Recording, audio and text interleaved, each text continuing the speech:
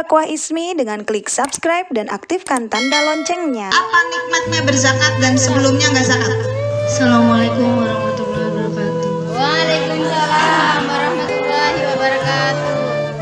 Pengalaman saya menunaikan zakat ya. Pertama, saya belum pernah tahu apa sih maksudnya zakat dan manfaatnya zakat ya. Saya pernah sebelum ikut ke majelis, sebelum tahu ini antara apa Islam tuh kayak gimana, ya kan? Istilahnya saya cuma tahunya bisa sholat, puasa, tapi nggak tahu apa yang manfaatnya untuk ngasih zakat atau sodako atau infak ya. Saya nggak tahu.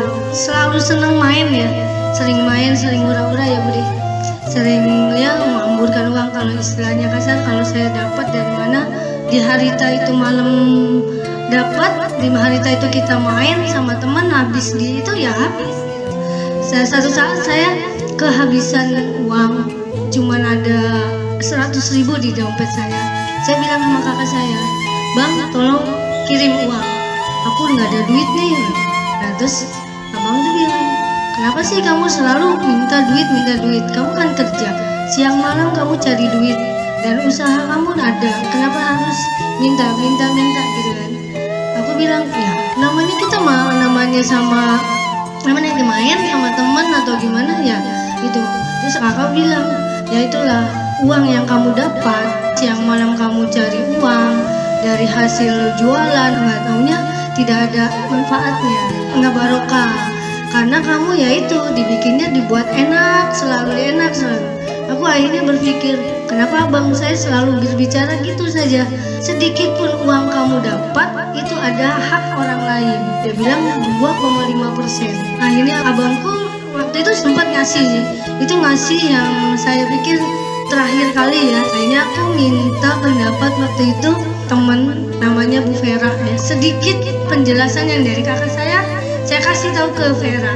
Akhirnya Vera menerangkan, "Begini loh Vita, kamu tuh gini gitu. Saya usaha buka warung teh upet itu dari 2004. Penghasilan saya dalam sehari itu bisa 100 gelas sampai 150 gelas. Tapi hasilnya setiap bulan itu saya selalu hanya untuk hura-hura gitu, hanya untuk main gitu. Akhirnya ya dari situ saya terpacu dengan kakak saya, terpacu dengan teman saya yang Vera itu. Dia ngasih tahu gitu itu, akhirnya saya berpikir, oh ya berarti saya itu sebenarnya dengan saya kerja keras siang malam, kadang-kadang siang itu dijadikan malam dijadikan siang gitu loh. Akhirnya lambat laut ya saya berpikir gitu, oh ya inilah teguran buat saya. Nah, setelah itu saya sedikit mulai dari gaji saya, dari pendapatan semua yang saya ini kan saya sisihkan. Nah setelah itu saya kasihkan ke yatim. Pertama kali saya taruh di Lopang, di daerah Kebaharan ya, bukan Lopang ya, Kebaharan. Waktu itu saya ke sana, jadi setiap bulan saya kasihkan ke panti asuhan yang di Kebaharan. Saya lama begitu, terus ketemu sama almarhum Dian.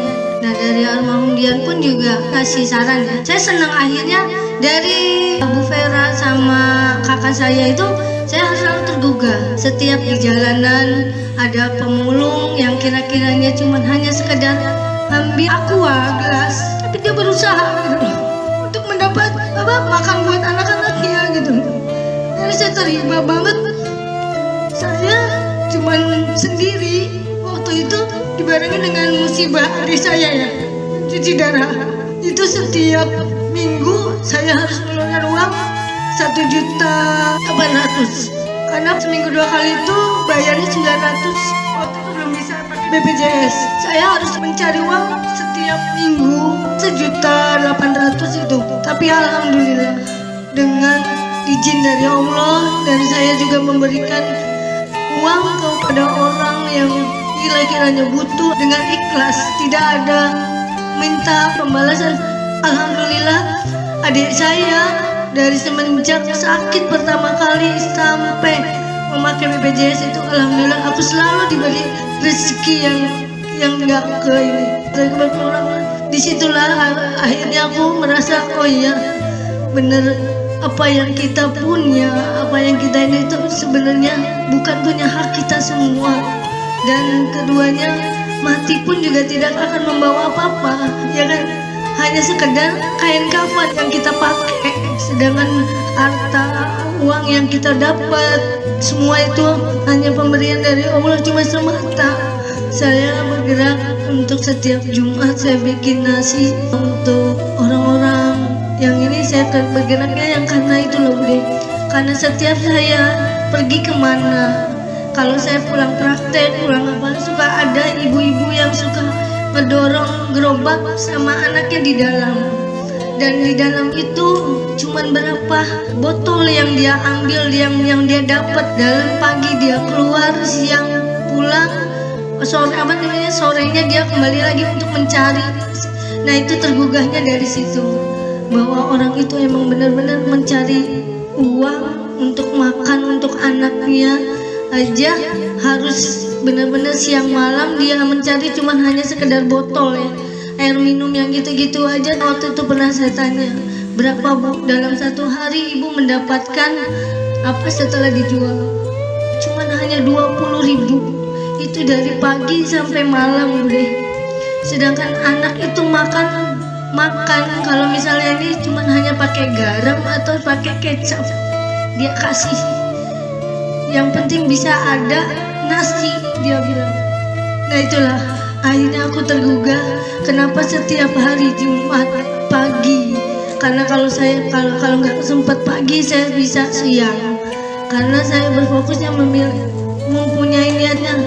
Dia lebih kasihan banget cari uang ini, sedangkan saya istilahnya tiap hari gaji ada, setiap ini pasti ada aja uang dari mana. Apalagi setelah saya ternikmat banget rezeki yang saya dapat semenjak saya berbagi itu, tersentuh banget. Dan alhamdulillah apapun sedikit pun, bukan berupa uang, tapi alhamdulillah nikmat saya selalu terasa banget ke badan saya sendiri ya.